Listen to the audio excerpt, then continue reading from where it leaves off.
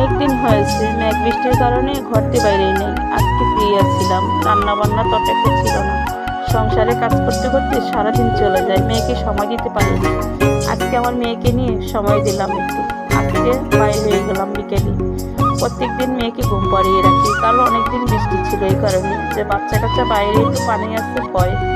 আজকে আমার মেয়েকে নিয়ে বাইরে হয়ে গেলাম। আমার মেয়ে টুনি দেখেন পিছনে হাঁটতেছে। আর এত কাদা, কাদার মধ্যে হাঁটা যাচ্ছে না। এটা হলো আমাদের গ্রাম না, আমাদের পার্শ্ববর্তী গ্রাম। অনেক কাদা, আমাদের এখানে কাদা কম, ইটের রাস্তা। তবে এখানে আসছি একটু গ্রাম দেখার জন্য, তাই সেই দিকে অনেক কাদা, বাইরানো যাচ্ছে না। ওদিক দিয়ে এদিক দিয়ে বাইরে এলাম। তা এটা কিন্তু আমাদের বাড়িও না, এটা আমাদের এলাকার পার্শ্ববর্তী গ্রাম।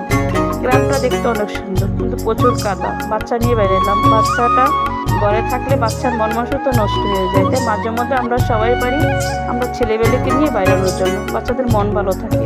তা আশা করি সবাই ভালো।